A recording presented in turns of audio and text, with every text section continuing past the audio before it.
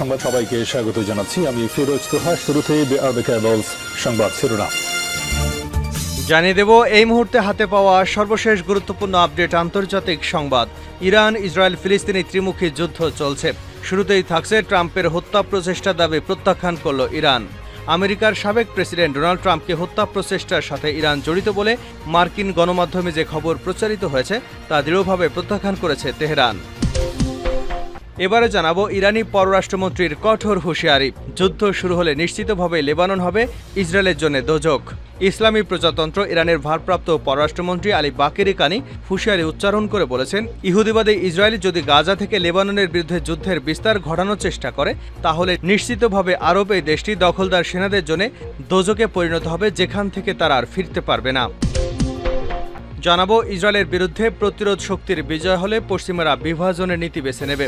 লেবাননের হিজবুল্লাহ নেতা সাইদ হাসান নাসরুল্লাহ বলেছেন, গাজার বর্তমান প্রজন্ম এবং তাদের সমর্থনকারী ফ্রন্টের হাতে ইহুদিবাদী ইসরায়েলের পতন হবে। গাজার বিরুদ্ধে 9 মাস ধরে যুদ্ধ করার পরও ইহুদিবাদী ইসরায়েল তাদের কোনো সামরিক লক্ষ্য অর্জন করতে পারেনি। জানিয়ে দেব লেবার পার্টির শাসনে ইসলামী দেশ হতে পারে যুক্তরাজ্য। মার্কিন যুক্তরাষ্ট্রের প্রেসিডেন্ট নির্বাচনে ডোনাল্ড ট্রাম্পের ভাইস প্রেসিডেন্ট পদধারী জেডি ভ্যান্স বলেছেন, ক্ষমতাসীন লেবার পার্টির শাসনে ইসলামী দেশে পরিণত হতে পারে যুক্তরাজ্য। লেবার পার্টির শাসনে যুক্তরাজ্য পরমাণু অস্ত্রধর সত্যিকার ইসলামী দেশে পরিণত হতে পারে, কারণ লেবার পার্টি এখন ক্ষমতায় রয়েছে। এবং সর্বশেষ জানাবো বাংলাদেশের সহিংসতার ঘটনায় যুক্তরাষ্ট্রের প্রতিক্রিয়া। বাংলাদেশের সরকারি চাকুরিতে কোটা সংস্কারের দাবিতে আন্দোলনকারী সাধারণ শিক্ষার্থীদের উপর হামলা, সহিংসতা এবং হত্যাকাণ্ডের ঘটনায় আবারও নিজেদের প্রতিক্রিয়া জানিয়েছে যুক্তরাষ্ট্র। সর্বশেষ প্রতিক্রিয়ায় দেশটির শান্তিপূর্ণ বিক্ষোভের সহিংসতার নিন্দা জানিয়েছে। একই সঙ্গে যুক্তরাষ্ট্র আন্দোলনের সহিংসতার দিকে তীক্ষ্ণ নজর রাখছে বলেও জানানো হয়েছে। ঢাকা এবং ওয়াশিংটনে 2 স্থান থেকে বাংলাদেশের কোটা আন্দোলনের উপর নজর রাখার কথা জানিয়েছে দেশটি। এতক্ষণ শিরোনাম শুনছিলেন, এবার বিস্তারিত। প্রিয় দর্শক, আপনি যদি এই চ্যানেলে নতুন হয়ে থাকেন, ভিডিওটি দেখতে দেখতে চ্যানেলটি সাবস্ক্রাইব করে আমাদের সঙ্গে থাকুন। আর এই ভিডিও সম্পর্কে আপনি আপনার মূল্যবান মতামতটি কমেন্ট বক্সে জানিয়ে দিন। আর হ্যাঁ প্রিয় দর্শক, জানিয়ে দিন ভিডিওটি কোথা থেকে দেখছেন। ট্রাম্পের হত্যা প্রচেষ্টার দাবি প্রত্যাখ্যান করল ইরান। আমেরিকার সাবেক প্রেসিডেন্ট ডোনাল্ড ট্রাম্পকে হত্যা প্রচেষ্টার সাথে ইরান জড়িত বলে মার্কিন গণমাধ্যমে যে খবর প্রচারিত হয়েছে তা দৃঢ়ভাবে প্রত্যাখ্যান করেছে তেহরান। ইরানের পররাষ্ট্র মন্ত্রণালয়ের মুখপাত্র বুধবার বলেছেন, ইরান ট্রাম্পকে হত্যার প্রচেষ্টা চালাচ্ছে বলে মার্কিন গণমাধ্যমে যে দাবি করা হয়েছে তা ভিত্তিহীন এবং উদ্দেশ্যপ্রণোদিত। বরং এর মধ্য দিয়ে ইরানের বিপ্লবী গার্ড বাহিনী বা আইআরজিসির কুচ ফোর্সের সাবেক প্রধান লেফটেন্যান্ট জেনারেল কাসেম সোলাইমানি হত্যা মামলা বন্ধ করে দেওয়ার প্রচেষ্টা করছে ওয়াশিংটন। কিন্তু ইরান আইনিভাবে এ মামলা এগিয়ে নেবে। গত 14 জুলাই ডোনাল্ড ট্রাম্প পেনসিলভেনিয়া অঙ্গরাজ্যে বাটলারে এক নির্বাচনী জনসভায় গিয়ে গুলিবর্ষণের শিকার হন। রিপাবলিকান দলের এই সমর্থকের গুলিতেই ওই দিন ট্রাম্পের কান ফুটো হয়ে গেছে এবং তিনি অল্পের জন্য প্রাণে রক্ষা পেয়েছেন। এ সম্পর্কে মার্কিন গণমাধ্যমে প্রকাশিত খবরে জোরালো প্রতিবাদ জানিয়ে নাসের কানানি বলেন, এ ধরনের হত্যা প্রচেষ্টার কোনো ইচ্ছা ইরানের নেই, বরং ইরান আইনিভাবে জেনারেল সোলাইমানি হত্যায় জড়িত ডোনাল্ড ট্রাম্প সহ অন্যদের বিরুদ্ধে মামলা চালিয়ে যাবে, কারণ ট্রাম্প সরাসরি জেনারেল সোলাইমানি হত্যাকাণ্ডে জড়িত ছিলেন। 2020 সালের 3রা জানুয়ারি ডোনাল্ড ট্রাম্পের সরাসরি নির্দেশে ইরাকের রাজধানী বাগদাদে ড্রোন থেকে ক্ষেপণাস্ত্র হামলা চালিয়ে জেনারেল সোলাইমানিকে হত্যা করে মার্কিন সন্ত্রাসী বাহিনী। এ ঘটনার পরে ইরান ইরাকে অবস্থিত মার্কিন সামরিক ঘাঁটি আইন আল জাসাদে ক্ষেপণাস্ত্র হামলা চালায়। এছাড়া ডোনাল্ড ট্রাম্প সহ কয়েকজন মার্কিন কর্মকর্তার বিরুদ্ধে আইনের আশ্রয় নেয়। যুদ্ধ শুরু হলে নিশ্চিতভাবে লেবানন হবে ইসরায়েলের জন্য দোজক। ইরানি পররাষ্ট্রমন্ত্রীর কঠোর হুঁশিয়ারি। ইসলামী প্রজাতন্ত্র ইরানের ভারপ্রাপ্ত পররাষ্ট্রমন্ত্রী আলী বাকেরি কানি হুঁশিয়ারি উচ্চারণ করে বলেছেন, ইহুদিবাদী ইসরায়েল যদি গাজা থেকে লেবাননের বিরুদ্ধে যুদ্ধের বিস্তার ঘটানোর চেষ্টা করে তাহলে নিশ্চিতভাবে আরব এই দেশটি দখলদার সেনাদের জন্য দোজকে পরিণত হবে, যেখান থেকে তাদের ফেরার কোনো পথ থাকবে না। গতকাল সন্ধ্যায় নিউ ইয়র্কে জাতিসংঘের সদর দপ্তরে রাশিয়ার পররাষ্ট্রমন্ত্রী সের্গেই ল্যাভরভের সঙ্গে বৈঠকের পর সাংবাদিকদের কাছে কথা বলেন ইরানের ভারপ্রাপ্ত পররাষ্ট্রমন্ত্রী। তিনি বলেন, ইহুদিবাদীরা গাজা উপত্যকায় যে পরাজয়ের মুখে পড়েছে, লেবাননে বা অন্য কোথাও যুদ্ধের বিস্তার ঘটিয়ে সেই ক্ষতিপূরণ করতে পারবে না, বরং তারা অনেকেই বেশি ঝুঁকির মধ্যে পড়বে। আলী বাকেরি জানান, তিনি রুশ পররাষ্ট্রমন্ত্রীর সঙ্গে আঞ্চলিক এবং আন্তর্জাতিক বিভিন্ন বিষয় নিয়ে মতবিনিময় করেছেন। এছাড়া ইহুদিবাদী ইসরায়েল গাজা উপত্যকায় গত কয়েক মাস ধরে যে অপরাধযজ্ঞ চালাচ্ছে তার জরুরি ভিত্তিতে অবসানের বিষয়টি নিয়েও রুশ পররাষ্ট্রমন্ত্রীর সঙ্গে আলোচনা হয়েছে। লেবাননের ইসলামী প্রতিরোধ আন্দোলন হিজবুল্লাহ এবং ইহুদিবাদী ইসরায়েলের মধ্যকার চলমান উত্তেজনা প্রসঙ্গে এক প্রশ্নের জবাবে ইরানি পররাষ্ট্রমন্ত্রী বলেন, এটা প্রমাণিত অভিজ্ঞতা যে ইসরায়েল যত বেশি উত্তেজনা ছড়াবে এবং অপরাধযজ্ঞ চালাবে তত বেশি তারা মারাত্মক ঝুঁকি এবং বিপদের মধ্যে পড়বে। ইসরায়েলের বিরুদ্ধে প্রতিরোধ শক্তির বিজয় হলে পশ্চিমারা বিভাজনের নীতি বেছে নেবে। লেবাননের হিজবুল্লাহ নেতা সৈয়দ হাসান নাসরুল্লাহ বলেছেন, গাজার বর্তমান প্রজন্ম এবং তাদের সমর্থনকারী ফ্রন্টের হাতে ইহুদিবাদী ইসরায়েলের পতন হবে। গাজার বিরুদ্ধে ৯ মাসের যুদ্ধ করবার পরও ইহুদিবাদী ইসরায়েল তাদের কোনো সামরিক লক্ষ্য অর্জন করতে পারেনি।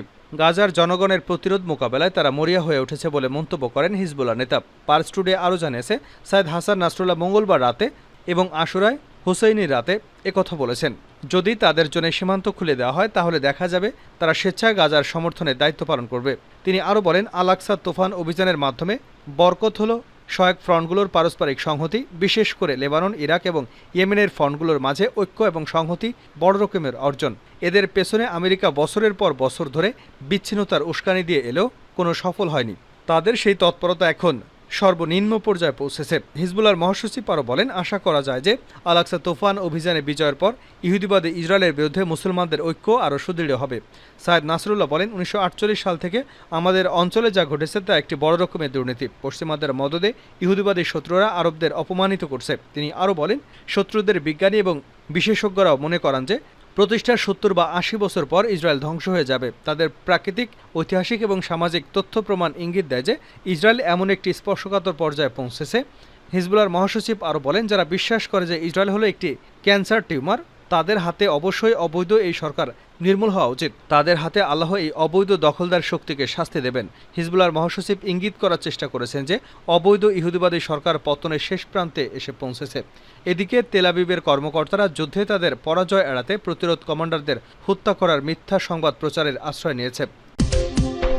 লেবার পার্টির শাসনে ইসলামী দেশ হতে পারে যুক্তরাজ্য, জেডি ভ্যান্স। মার্কিন যুক্তরাষ্ট্রের প্রেসিডেন্ট নির্বাচনে ডোনাল্ড ট্রাম্পের ভাইস প্রেসিডেন্ট পদপ্রার্থী জেডি ভ্যান্স বলেছেন, ক্ষমতাসীন লেবার পার্টির শাসনে ইসলামী দেশে পরিণত হতে পারে যুক্তরাজ্য। লেবার পার্টির শাসনে যুক্তরাজ্য পরমাণু অস্ত্রধর সত্যিকার ইসলামী দেশে পরিণত হতে পারে, কারণ লেবার পার্টি এখন ক্ষমতায়। গত সপ্তাহে যুক্তরাষ্ট্রের ভাইস প্রেসিডেন্ট পদধারী জেডি ভ্যান্স ওয়াশিংটনে এক ধর্মীয় সম্মেলনে জেডি ভ্যান্স বলেন, যুক্তরাজ্য পরমাণু অস্ত্রধর প্রথম সত্যিকার ইসলামী দেশে পরিণত হয়ে যেতে পারে। ব্রিটিশ সংবাদ মাধ্যম দ্য গার্ডিয়ানের খবরে বলা হয়েছে, যুক্তরাষ্ট্রের উইসকনসিনের অঙ্গরাজ্যে রিপাবলিকান পার্টির ৪ দিনব্যাপী জাতীয় সম্মেলনের প্রথম দিনে আসন্ন মার্কিন প্রেসিডেন্ট নির্বাচন রিপাবলিকান পার্টির ভাইস প্রেসিডেন্ট প্রার্থী হিসেবে জেডি ভ্যান্সের নাম ঘোষণা করেন সাবেক প্রেসিডেন্ট এবং আসন্ন নির্বাচনের প্রেসিডেন্ট প্রার্থী ডোনাল্ড ট্রাম্প। ক্ষমতাসীন লেবার পার্টির শাসনে ইসলামী দেশে পরিণত হতে পারে যুক্তরাজ্য।